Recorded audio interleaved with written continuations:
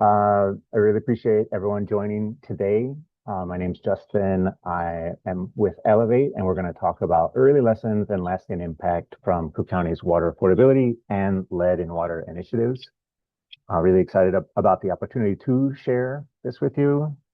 Um, so I think just for framing, you probably all know that affordability and lead in drinking water are just more and more part of our public discourse. But as ever, the water utilities and governments have to respond to that by delivering solutions that work for all communities, all members of the communities, and at scale and in partnership. And we want to talk about some of those partnerships today. So those utilities, those governments, they need to continue to build and maintain public trust. This is maybe something that is changing because we have so much more access to information. There's some expectation that there is more communication about what the utilities are doing to respond to these challenges, but also to show that they're taking action and ensuring access to safe, clean, and affordable water. So our agenda today, we're going to talk about some programmatic partnerships between Cook County Bureau of Economic Development and Elevate. We're going to give some data-driven background information about how these programs came about. We didn't just start them. There was a lot of work for years, probably in partnership with a lot of the people that are on the call. Then we're going to have a panel discussion with several of the people that are involved in running these programs day to day. And I'm going to close it out with what we're doing from here. So again, I'm Justin Keller. I'm a strategist with the water programs at Elevate, and happy to have you all here today. Just to ground this discussion, I want to make sure that you know who's on our panels and giving presentations. So first, we have the Cook County Bureau of Economic Development, which leads community and economic development initiatives to improve quality of life for residents of Cook County. Thank you for all you do. And Elevate's a nonprofit. We're based in Chicago, and we work on heat, cooling, power, and water. As I said, Elevate's had the privilege of partnering with the county on several programs, including Lead Care Cook County, the Cook County Water Affordability Program, Cook County TAP, and more. And today we want to talk a bit more about those programs and hopefully share some of our early lessons learned. So first, my colleague Caroline is going to cover, again, some of the background work that led to the development of these programs. After that, I will lead a conversation with some of the people running the programs. And our goal for you all here today, thank you for joining us with this Chicago Water Week presentation. First, we hope you're going to learn more about the programs. We really want to spread the word about the great things that are going on. Two, learn how decisions were made and modified as those programs progressed. And number three, hopefully you'll identify some transferable lessons for the places where you all live and work. So without further ado, I'm going to turn it over to my colleague, Caroline Packenham. Caroline's the Director of Water Programs at Elevate. Caroline leads Elevate's water quality, affordability, and efficiency initiatives. Caroline. Great. Thanks so much for setting us up, Justin. We can actually go to the first slide here. But before we move into the panel today, what we want to do is provide you with some background context and key data points on the two key issues we're focused on today, which is lead in drinking water and water affordability. So what I'll start by doing is covering the lead in drinking water challenges we're facing across the county, and then our work to identify and replace lead service lines. And then from there, we'll discuss some of the water affordability challenges we're seeing, and then the program that we launched to tackle these challenges. And then from there, we'll transition into the panel once you've had that background context. So we'll go ahead and move to the first slide and get started with lead in drinking water. I'm sure a lot of you on this call today are probably aware that lead is a toxic metal, and it can actually get into our drinking water through pipes and plumbing materials as the water moves through it that are made of lead. And one of the most significant sources of lead in drinking water can be something called a lead water service line. And so these lines, if you see here on this slide, there's a water main in the street, and a water service line will connect it to your home or building and deliver water to you. If you live in an older home or building that's built, say, before 1987, there is a higher likelihood that you're connected to one of these service lines that is made of lead. And this is because federal law didn't actually ban the use of these pipes until 1986. So it is really critical for us to address sources of lead in water, like a lead service line, because there is no safe level of lead exposure.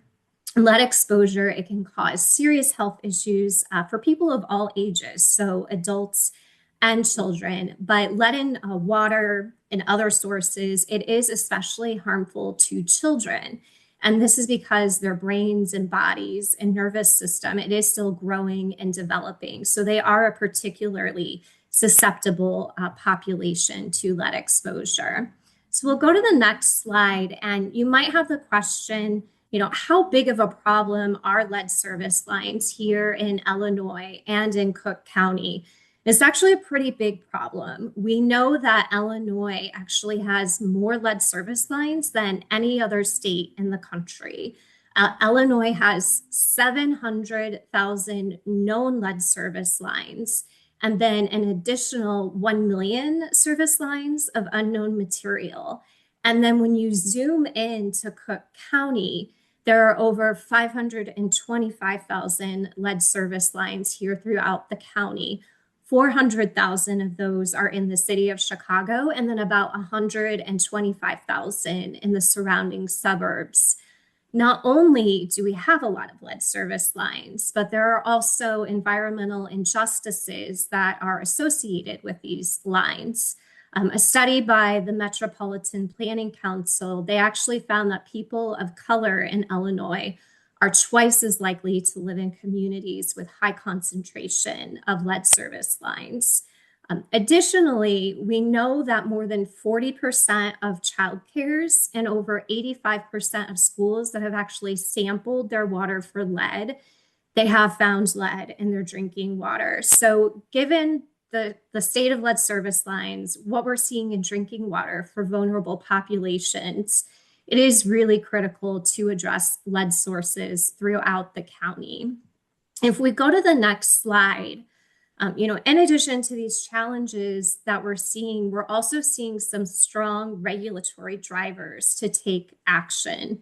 So state law and then updates to the federal lead and copper rule, they are requiring community water suppliers to identify where their lead service lines are located and then replace those lead service lines. And in the state of Illinois, they also require community water suppliers to prioritize high-risk facilities like childcares and preschools in their replacement plans. So, in addition to these requirements for community water suppliers, we're also seeing that childcares and schools are mandated to test their water for lead and then implement mitigation actions if they're finding lead. So if we go to the next slide, we're actually seeing that in response to these challenges, Cook County and Elevate, what we did is we partnered together to launch the two initiatives that you're seeing up here on this slide in 2023 to tackle lead in drinking water. The first program that you see here, this is called Lead Care Cook County. And what we're doing with this program, you're going to learn a lot about it today. We're providing free lead service line identification and replacement for childcares and schools across suburban Cook County. So we're really focused on protecting our vulnerable population here in the county. And then we also have the Cook County TAP program. This is a technical assistance program. And with this, we're providing training, webinars, technical assistance, and resources and best practices to really help our municipalities, community water suppliers accelerate replacement efforts. And just a huge shout out to this program. They've had more than 100 municipalities participate in the program to date, which is really great. All right, so now I'm going to move us beyond our lead and water work to talk about some of the growing water affordability challenges that we're seeing across the country and right here in Cook County. When you look across the nation, what a lot of our community water suppliers or communities in general are facing is rising operational costs to provide water, aging infrastructure that needs to be replaced, and then stricter safety requirements. And so this is driving up water costs and then ultimately resulting in higher water bills. And what we're seeing is that water prices have actually risen faster than any other household expense. It's actually up 25% since 2017. And then closer to home, research has found that water rates in northeastern Illinois, they've actually increased 80% over the past decade. And this is outpacing income growth in most of the communities here in northeastern Illinois. So as these water costs rise, what's happening is that more and more households are falling behind on their water bills. And so this is leading to increasing levels of water debt and water shutoffs. And in suburban Cook County alone, an estimated 16,000 to 48,000 shutoffs, water shutoffs, are happening every year. And so if we go to the next slide, I do want to emphasize that these numbers aren't just statistics. They represent real people that are experiencing water insecurity. One example is a resident in Cook County. He had his water shut off in the middle of washing dishes. He had made a partial payment to his water supplier and was working on a payment plan, but his service was disconnected. And then he was charged a $300 fee just to have the water restored. And so this individual ended up living without access to water for a period of time and had to rely on neighbors and friends for help with basic needs. So this is what water insecurity looks like in practice. And many other residents and our neighbors are dealing with these issues too. So to help address these growing challenges, if we go to the next slide, Cook County and Elevate partnered together to launch the Cook County Water Affordability Program back in the fall of 2024. And this is really a first of its kind initiative in the nation. And it's really providing comprehensive support to tackle water affordability. And this is through three core elements. We have targeted water bill relief, water affordability technical assistance, and then residential leak repair. So first of all, with our targeted water debt relief, what we're doing is we're partnering with our most water burdened communities here in Cook County to automatically relieve water debt on bills. And then with our water affordability technical assistance program, what we're doing is we're partnering with municipalities and we're helping them analyze and understand their local water affordability challenges, offering recommended solutions. And then we've also provided seed funding to help many of our municipalities actually launch a water affordability best practice. And then finally, our Cook County Leak Repair Program, which has been really popular across the county. What this program is doing, it's providing free plumbing repairs and fixture upgrades to help eligible households really reduce their water waste and lower their bills. And then in parallel with these three initiatives, we also launched an advisory committee on water affordability. And this was created to provide long-term recommendations to the county on sustainable water affordability solutions. So with that, I'm glad you have a bit of an understanding now about the lead in water and affordability challenges that we're facing and what we were thinking about as we developed and launched these programs. And I'm going to pass it back to Justin. He'll introduce our panelists so we can get more of an on-the-ground look at how these programs are working and then what more is needed going forward. All right. Thank you very much, Caroline. We are going to transition to a panel discussion right now, but just for some framing. So we just heard about Lead Clear Cook County, the Cook County Water Affordability Program, and Cook County TAP. And now we have some of the people that are involved in implementation of these programs. Before I introduce them, though, I do want to just give some brief Zoom stuff. I actually don't know for sure if this is what you're seeing. We did some testing and it seems like it's a bit uncertain, but you probably somewhere see chat and Q&A, but the Q&A might be under those three dots for the more button. Both of these are available. You can put questions or comments in the chat or in the Q&A. If you have questions for the panelists, we do have a slight preference for the Q&A though, but we can dig those questions out from wherever you drop them And thank you so much in advance for participating and being part of this. So from there, I will introduce our panelists. So I'm joined today by these three individuals. First one, Dominic Tosi Tosi. I practiced it and I think I got it wrong. Dom Tosi is the Deputy Bureau Chief for the Cook County Bureau of Economic Development. He joined the Bureau in 2012 and currently oversees a range of community development programs, including the Cook County Water Affordability Program and Lead Care Cook County. Bethany Olson is a program manager at Elevate. Bethany manages Lead Care Cook County, and that's a lead service line replacement program serving child care providers and school facilities in suburban Cook. And finally, Rachel Burchett is a program manager at Elevate, and she manages the Cook County Water Affordability Program, which supports suburban Cook County residents and communities. Again, I'm Justin Keller, strategist for water programs at Elevate. And let's bring those folks in. I will stop sharing now. Oh, and there they all are. Wonderful.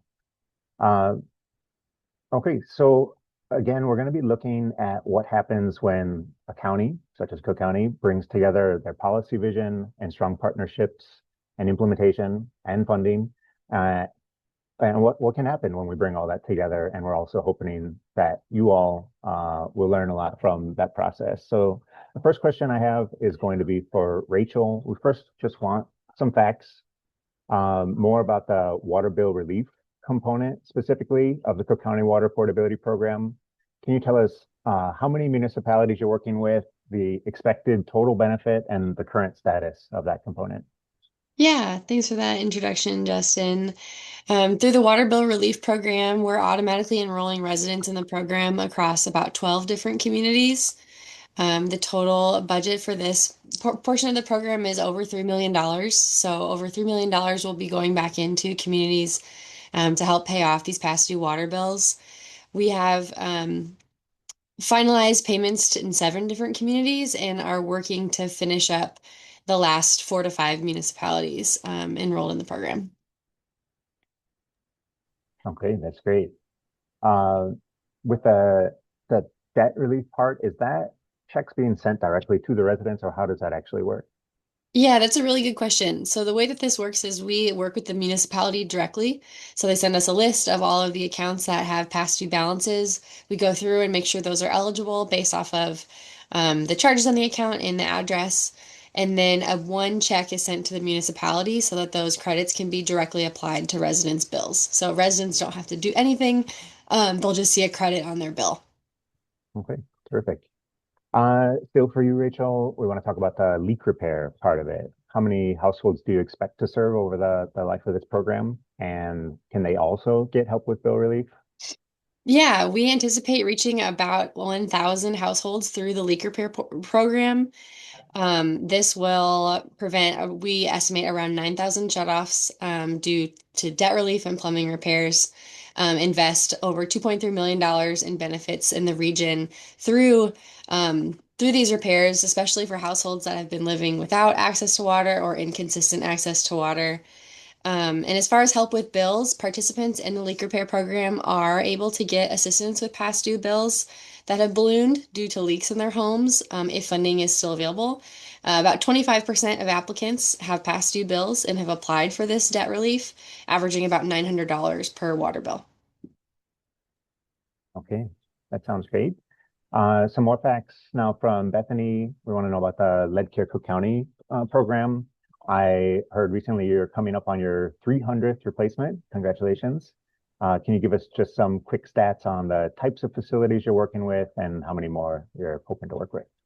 Yeah, absolutely. You heard correctly. We are coming up on our 300th replacement. I don't have an estimated date just yet, but we are at 282 replacements right now. I'm getting the scheduling for the next several weeks, so should be a busy spring now that some of those heavy rains are behind us and kind of the lingering winter. So we're pretty excited. Most of our replacements to date have been at home-based childcare providers homes. So in the neighborhood of 243. We're at licensed or license exempt home-based daycare providers. We've done about 31 replacements at daycare centers, and we actually just did our first replacement at a school a couple weeks ago. So hopefully many more to come for all of them. Okay, terrific. And congrats again. I want to turn one to Dom now. None of this would be possible without the partnership of Cook County. So thank you very much. But also we want to dig into some of the background here, like why these programs and why now. So from what we've talked about, there's a focus on addressing water issues in general, but both for households and the municipalities. And I wonder if you could share some of the backstory. Just how did we get here to these programs? Sure. Thanks, Justin. And yeah, maybe taking just one step up for a moment about some of the county's work with the American Rescue Plan Act or ARPA overall. But all the programs you're hearing about today have been kind of supported through the county's ARPA funding. And the county decided to put most of its ARPA funding into external facing programs. So a variety of efforts that benefited our residents, our communities, and our businesses. And county had a pretty lengthy process at the front end of ARPA where the different departments around the county were allowed to bring forward ideas for impactful ways that we could use our ARPA funding. And within the Bureau of Economic Development, we were aware of the challenges and the needs related to lead service lines and lead service line replacement. And we thought about how we could make a meaningful impact on replacements, given the huge scale of the need. You heard about that from Caroline. And so we settled on childcare providers as a key target population where we thought we could make a meaningful dent in the need. And also, as Caroline mentioned, it's critical because the number of children that are in those locations and the potential risk to children in particular. And while we did want to make a lot of progress on actual lead service line replacement, particularly in the childcare space, we also wanted to help our Cook County municipalities address the larger lead service line challenges, and we set out to do that through Cook County TAP, which you heard a bit about from Caroline, and that's really aimed at equipping our municipalities with the support, the tools, the resources that they need to work on their plans, their inventories, and all the other pieces needed to really make substantial progress toward lead service line replacement. And I think there's a similar story with on the water affordability side, that we understood the issues facing our residents and our municipalities, and we really set out to develop a program that provided both some immediate relief to residents, but also helped start to address the longer term water affordability challenges. And that led us to that three-pronged approach that you saw earlier, and that you heard about from Rachel. Some water bill relief aimed at helping residents with acute needs and significant past due balances. Also, the leak repair program that is allowing us both to address and reduce water loss, but also ultimately help residents have lower bills going forward. So it helps their affordability become more sustainable.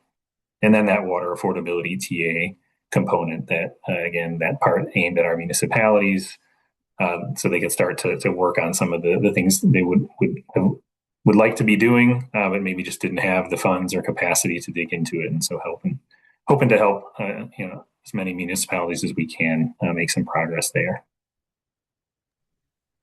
Yeah, that's all tremendous stuff. You mentioned that the county is doing other programmatic things, partnerships with external partners with the ARPA funding. I know that it's quite a lengthy list, so I don't want you to read the whole thing, but can you give us just a flavor of some of the non-water things that the county is doing? Sure, yeah, happy to, Justin. And yeah, I think overall the county launched north of 70 programs with our ARPA funding. Some of the ones within the Bureau, our guaranteed income pilot, that ended last year. Results coming soon, so if you're interested in that, stay tuned. Our Cook County Legal Aid for Housing and Debt program, which is providing free legal aid to those dealing with eviction, foreclosure, or consumer debt issues. Other parts of our Bureau of Economic Development have been doing a lot of work to improve the food access system, particularly in suburban Cook, as well as a lot of great work supporting our small businesses. But on today's topic, I want to lift up and highlight an ARPA initiative that's being led by our Bureau of Asset Management, and that's the Build Up Cook program. And Build Up Cook is helping over 20 municipalities with getting important infrastructure projects done, a lot of those water related. And I think just as importantly, helping towns through their technical assistance access now over $37 million in grants and another 15 million in 0% interest loans for lead service line replacement specifically through the state revolving loan fund. So a lot of great work that Build Up Cook is doing. My hat's off to that team. And we've been really coordinating that work with the work that Elevate's been doing under our water programs. Yeah, it's all been really terrific to watch and to be part of. Thanks to you and others at the county. I want to transition to a bit of the nuts and bolts of this work because it seems like we have we iron out the agreements and partnerships and what the program's going to look like. We have the funding available, and now we just go and replace these lead service lines real easy, right? But actually, there's a lot more involved in the replacement than just that. There's the logistics of agreements, verification of the service line material, the scheduling. And Bethany, I think you've got an amazing handle on this. And can you just lay out for us what all is involved with replacing somebody's lead service line? Yeah, no, that is a really good question. I think part of it, you mentioned agreements and logistics. So because Lead Care Cook County replaces the full lead service line, both the public half and the private half, we need permission from the property owner. Usually that's the child care provider, but sometimes it's a relative or a landlord. So once we have permission from everyone involved there, we do need to make sure that we've got a good handle. So there's the identification phase. We want to make sure we know, is it a full lead line? Is it a partial lead line? Is it galvanized, requiring replacement? And that's, many of the steps that happen before replacement, kind of like you said, the lead service line replacement part, actually switching out the line for a copper line, sort of the main event, but there's a lot that happens on either side afterwards. There's often restoration needed, whether it's landscaping and the parkway, the street. Often there's interior portions of restoration that are needed as well. And then, especially with childcare providers, we do multiple rounds of lead and water testing afterwards to make sure that we're seeing lead levels come down. So there's a lot that's built into it. It's not just the construction often can take just a day or two. That part is pretty quick. But there's a lot that happens leading up to the replacement being scheduled. Well, that's a whole other part of it. We're scheduling the replacement for active daycare providers. So we're working with their schedules. And then there's a lot that comes after the replacement as well.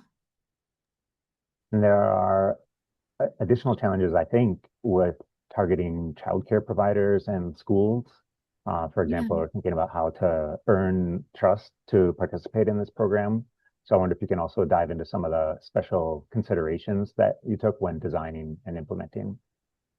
Yeah, absolutely. I mean, I think one thing to emphasize is that a lot of what's built into this program is we went to great lengths, I guess, to take as much of the logistical burden and the cost burden off of childcare providers to make it really easy to participate because of this public health imperative of removing lead from the water supply for childcare providers. We wanted to make sure that we were making it as easy as possible for childcare providers to feel comfortable signing up and going through every step of the process to replace their lead line.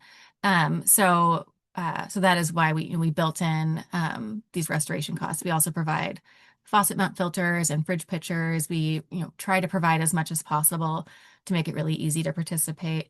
I think in terms of building trust, that's that could be a whole full hour conversation or longer, but a lot of what we do is work with trusted messengers because understandably a lot of people might be really excited to receive notification about a program that is 100% free for their child care.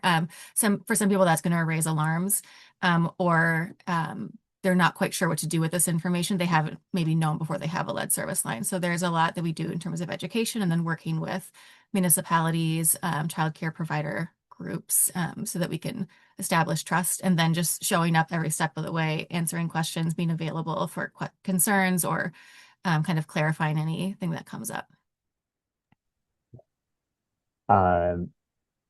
Yeah, that 100% free, and I've heard you refer to it before as the Cadillac version of a replacement. But Yet Elevate did a bunch of research talking with municipalities who are deep into their replacement programs to try to learn the lessons that help them with outreach and getting participation in their programs. Maybe one of my colleagues can drop the link for that in the chat, that even when it's free and the Cadillac version, there can still be challenges. For Rachel, I want to talk about the Cook County Leak Repair Program. You were already talking about the number of homes that you want to address, but what are the most common types of repairs that you're seeing so far? Yeah, the most common types of repairs that we've seen are definitely bathroom faucets and toilets that need the most replacements.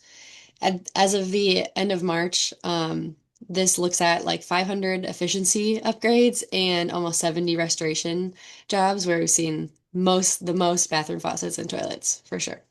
Mhm.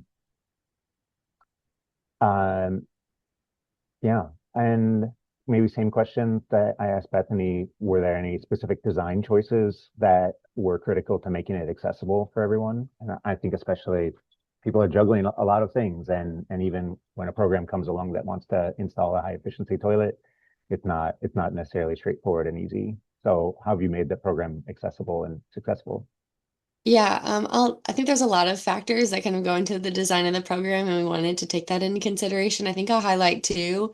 One is that when people apply, we're not asking for a lot of documentation. We use self-attestation of income. So basically, when people apply, they say, I certify that I make this much per my household size and match it to median household income in the application. And so that's one. And the second is it's not a reimbursement program. It's not a rebate program. We work directly with the plumbers. We have a list, a set a number of plumbers that work contract with the program. They have a menu of pre-approved repairs that have set costs associated with them. And so straightforward leaks involving old or broken faucets, toilets, or shower heads are given prior approval to make the process really fast for residents and really seamless with the contractors who are working in the program. Okay, so you said contractors working in the program. So first, Rachel, and then same question for Bethany is who's actually doing this work and what are the logistics of that? Yeah, so we have like two different groups of plumbers. We have plumbers that do our efficiency repairs, and these are the ones that have that set list of repairs that they're doing. This was all determined with an invitation for bid at the beginning of the program. And then we also have a different group of plumbers who assess larger leaks on a case-by-case basis. And Bethany? Yeah, similarly, we have a pool of plumbers that we work with, plumbing contractors to complete lead service line replacements, and then we also have a pool of restoration contractors that we work with. So we have to take different approaches than Rachel's programs do, but overall similar. Okay. And somewhat similar question for Dom, but maybe at a higher level, talking about the administrative roles here. What are your roles at the county and what's Elevate's roles in administering these programs? Yeah, sure. Thanks, Justin. I'd say it sort of varies over the course of a program, but kind of going back to the initiation really of both of the efforts, both the lead service line and water work. I think there was a really collaborative effort around program design and kind of digging into what these programs would look like, talking through the requirements, collaborating on development of applications, agreements, website content, and that sort of thing. And then, more programmatically, you know, thinking about the lead care Cook County program, we decided to pilot that initially in 5 towns as both a way to kind of test the process, but also we kind of focused on towns with some of the highest lead service line counts within child cares, and then ended up quickly expanding it, but working through how we just making the decisions around the pilot communities and some of those things. There was kind of a close partnership with Elevate in the county. And similarly on the water side, there was a pretty lengthy program design process. The Cook County board had, was really interested in the program and had, thoughts about the ways that they'd like to see it implemented. And so there was, a fair bit of back and forth, and that was really collaborative. and good process with Elevate. As we move more into the um, day to day, week to week, year to year, as it stands now, implementation. We settled into having weekly meetings with Elevate on both of the programs, and I think there the county role is one of kind of guidance, approvals where needed, policy or programmatic direction as different things come up. There's different issues that pop up each week, so working through those in our weekly meetings, and then while Elevate is in charge of the day to day that you've been hearing about, and making these good programs happen.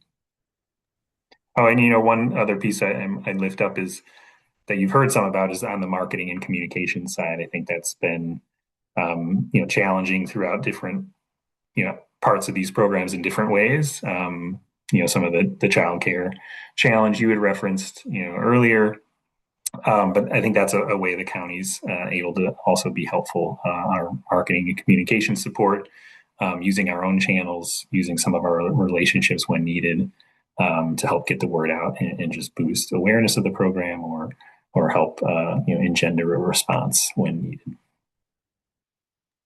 Yeah, great. So you're already going into, with that response, talking about some of the things that have had to change. You were talking about responding to specific things, but I wonder if we can. This is a question for everyone, but I'll let you answer first, or pass if you want. But kind of what's been working well, what hasn't worked well that's been needing to change, and really just about the program administration. The collaboration between the organizations, and yeah, what's working, what's needed to change, and how have you made those changes? Yeah, good question, Justin. Let's see how to tell. Maybe I think it's interesting, and we're talking about a program with a number of different prongs, so I think it's a little different in each of those. I might say, on the working well side, but also just something that brought its own challenges, is you've kind of heard the leak repair program had really significant demand. And so, we actually started that program as we had done a soft launch, similarly, to test the process, and kind of even via that soft launch, and as words start to get out, we saw really significant demand come in. So just managing the volume on that program, we've been fortunate. We've been able to dedicate some additional funding to the leak repair program, and open it up a second time, which again filled really quickly. So, working through some of those demand issues, although it helps make the case for what we hope to be able to continue the program in some fashion post ARPA. So that's one that comes to mind. Maybe I'll pause and let Rachel or Bethany pop into. Yeah, Rachel, what's working? What changes have you made? Yeah, one thing that has been challenging for the leak repair program is that not all leaks are created equal. Because this is an affordability program, our scope really centers around leaks that have an impact on water bills. But when you hear leak, you might think like a leak due to rain, leaky drain, leak in your sewer. And because we're so focused on a certain kind of leak, this can be challenging to explain to residents who they just have a leak in their home and they really want to get it taken care of, regardless of the impact to their water bill. So some of the things that we've done is really refining how we communicate the scope of what the program covers, because there's so many different types of leaks. And yeah, that's been something that we've been refining over time to make sure that expectations are clear and set from the beginning about what this program can and can't do for residents. That's been something I've really had to readjust my thinking on personally, because I'm on the policy research and advocacy side of Elevate's water work. And yeah, it just seemed like we've got this funding and we can do this thing, but there are still government restrictions on what the funding can be spent on. And also for this water affordability program that has very specific goals. So that's been informative for me. How about Bethany? What's working? What changes have you made? Yeah. I mean, I think what's working well is that Lead Care Cook County, it's a really collaborative program. We've talked a lot about how we work closely with Cook County government, but also we work really closely with a lot of municipalities, both on the kind of on the back end to make permitting as streamlined as possible and to work out, what we can to make it a really easy process for everybody involved.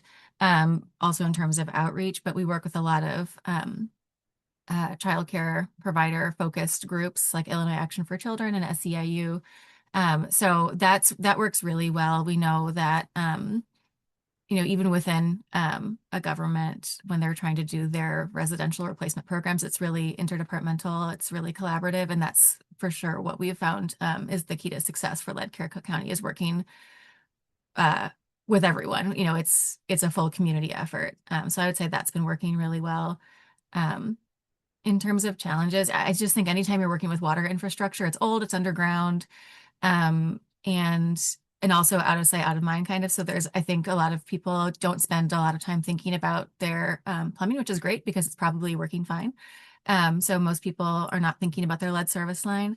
And so I do think it can be a challenge, introducing the idea of lead service line replacement, trying to impress upon providers why it's so important to replace it without trying to scare anybody. And we're not trying to frighten childcare providers who already have a lot that they're trying to manage to create a safe and healthy learning environment. And they have their home full of toddlers all day long. We're not trying to add another scary thing to their plate, but we do really want to get attention, and get them the information they need to make a decision about signing up for the program.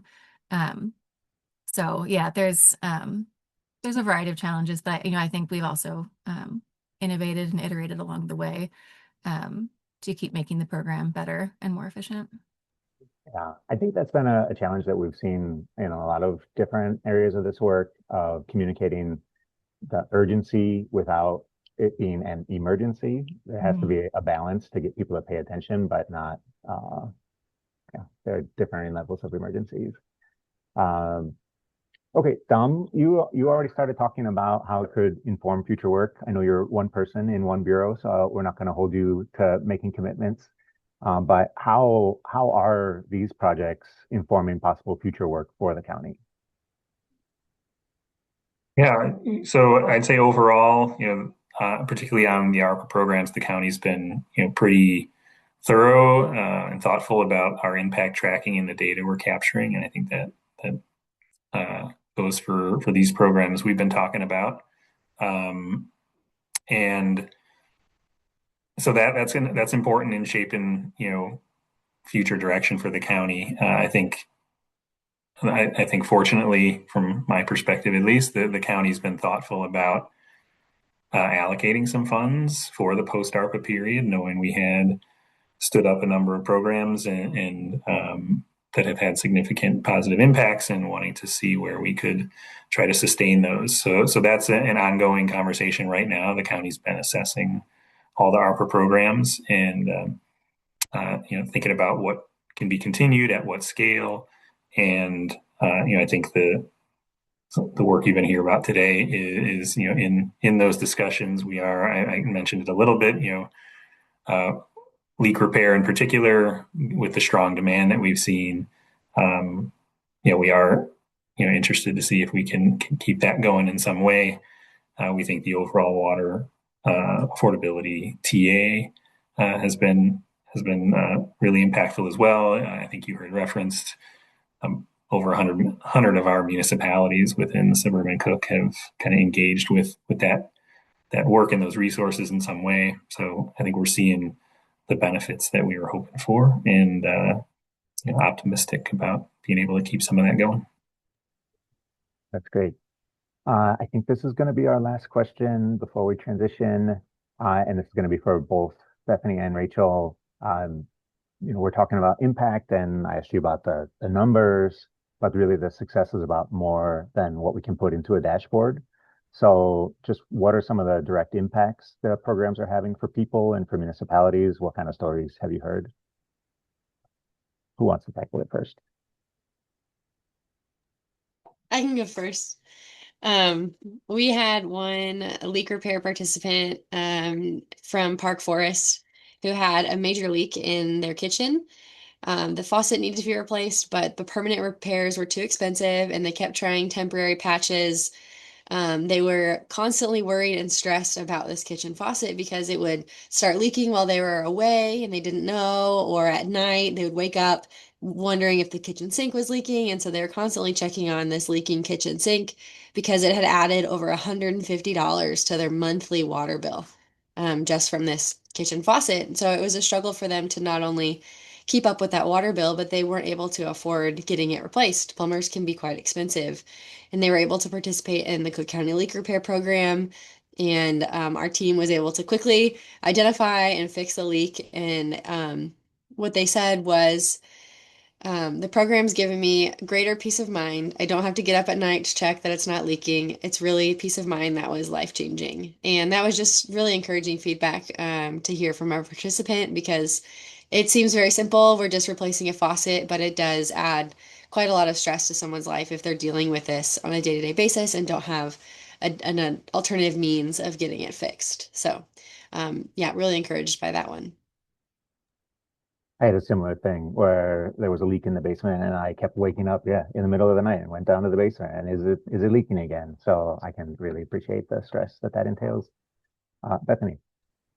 Yeah, I think it can be really easy to focus on impact numbers, and that is very important, and we track that closely, but um, we do um, we do hear feedback from childcare providers about what it means for them to go through the program. We actually have a couple of testimonials on our website, and one of them in particular really stands out to me. Angelique is one of our first replacements that we did in I think it was in Maywood, just in the first couple of months of the program in late 2023, and she sat down and did an interview with us, but she shared the relief that she felt and the gratitude of being able having this program, so that she could replace the lead line. And she spoke about not just the peace of mind, I think is a really common theme, Rachel, that peace of mind that she felt from knowing the water was safer for the children in her care, but also her family that lived in the home. And we actually hear that a lot from childcare providers. I mean, even if we get to give someone the good news that we took a look and you don't have a lead line, you're already all set with a copper line, that that peace of mind knowing that we're drinking safe, clean water, and being able to deliver that to childcare providers, I think is really, really meaningful. That keeps us going through the challenges and the hairballs that we try to work through. Um, and we're making a difference in the lives of children, a lifelong positive benefit for them. So it's really encouraging. That's great. And I think that's a great place to stop it. It's been a privilege for me at Elevate to be a part of these programs, and a privilege today. Tom, Bethany, Rachel, thank you for the opportunity to talk through these. Don't go away because I'm going to pull you back in just a minute for the Q&A, but I'm going to transition back to the slides first. Thank you very much, the three of you. Thank you. I'm going to share my screen one more time to just wrap up my slides. Just to talk a little bit more about what comes next from Elevate's point of view. And Caroline mentioned this earlier, that we did convene an advisory committee on water affordability to keep track of a lot of these things and figure out what would be impactful things that could come next. I think that we're looking at this as an opportunity to fill in some gaps. So whether on water affordability or lead service line replacement, municipalities are doing a lot, households are left with some expensive things to tackle, and there could be opportunities to fill in. If there is already a customer assistance program or an affordable rate, then there are maybe some other types of structures that could help without being duplicative or redundant, that the municipality would say, well, what should we do with our program now? So we pulled this group together. We have a report that's coming out that's going to give a menu of options. So we have actually 6 recommendations, but then sub kind of flavors for what each of those could look like. Again, stackable solutions rather than redundant or duplicative. And our goal is not to say, here's absolutely what should happen next, but to just say, based on feasibility and cost and impact, have a discussion about what things we should explore more. But that report is expected sometime middle of this year. Hopefully, we're aiming for by the end of June. So look out for that. We're really excited to put that out in the world. But we're going to come back for Q&A after I say thank you to the Cook County Bureau of Economic Development, Ruth and the Cook County TAP team who's been supporting this, as well as for Current as part of Chicago Water Week. Really thrilled to be part of this. I'm going to stop sharing again. And Ruth, what questions do we have come in through the Q&A or chat? We have one question here that I'm saying, do you collaborate with geologists to sample and test the lead in water to document the contaminants?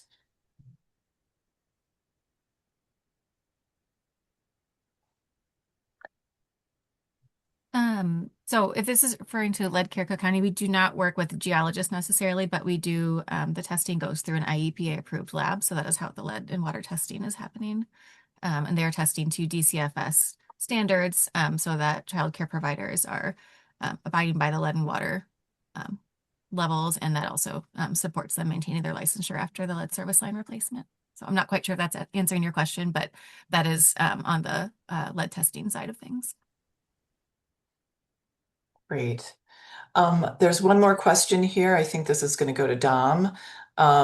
So post ARPA, what are the plans that the county has post ARPA for funding these programs, if any?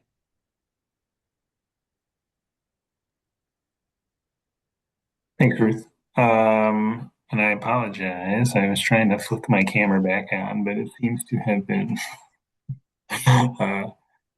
Oh, hold on. We're back up and running. Not that you really need to see me. So I think Ruth, the question was on the ability to continue the programs post ARPA.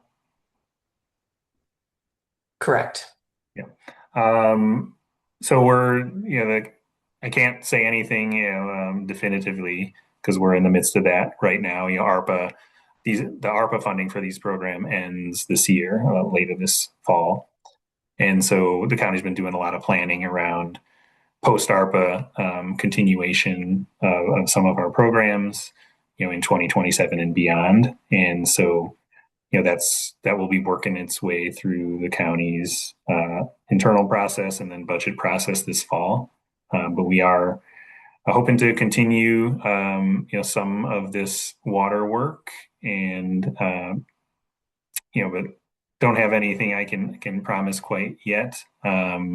Similarly, I mentioned some of the support, that Build Up Cook is providing as well, which has been really helpful in towns making progress on their lead service line work. And again, that's an area we're hoping can continue into the future. But stay tuned. We'll be making our case, from the Bureau's perspective at least, and welcome you to do that as well.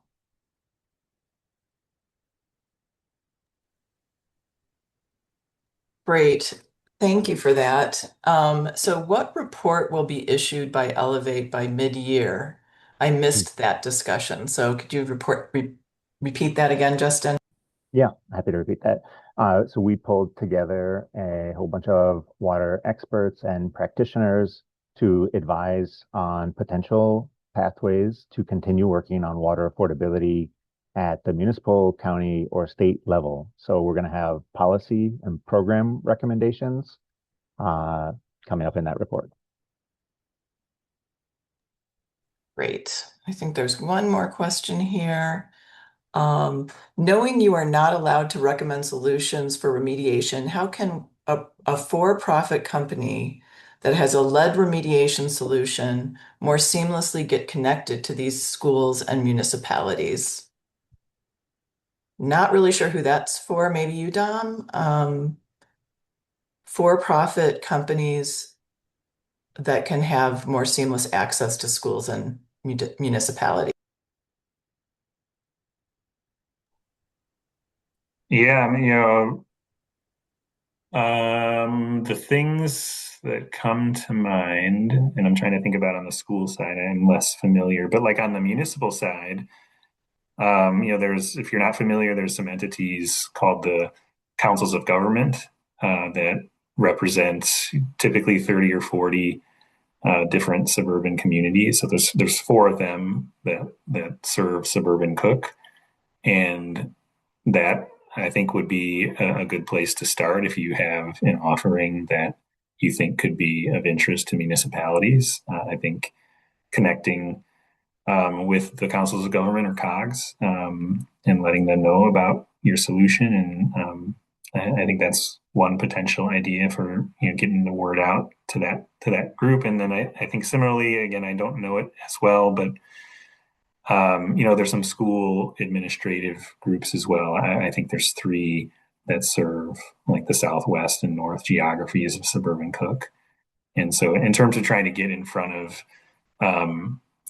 these sorts of entities more broadly than just kind of one-on-one to individual schools, that might be that'd be my initial thought there.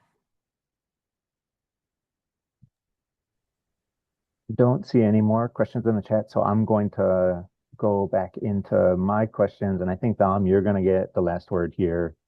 If you could offer one takeaway to other counties or nonprofits or organizations considering similar programs, what would it be? One takeaway. One takeaway, I might cheat and give two, but first I want to say thanks to my partners at Elevate, one for kind of putting this webinar together to share some of this good work, but also for all the work you've done over the last few years on these programs that we've been talking about today. I appreciate all your work. In terms of takeaways, for my government and maybe particularly county counterparts who might be listening, I think it's not without its challenges, this work, particularly when you have a lot of municipalities kind of within your governmental jurisdiction. But I'd urge folks to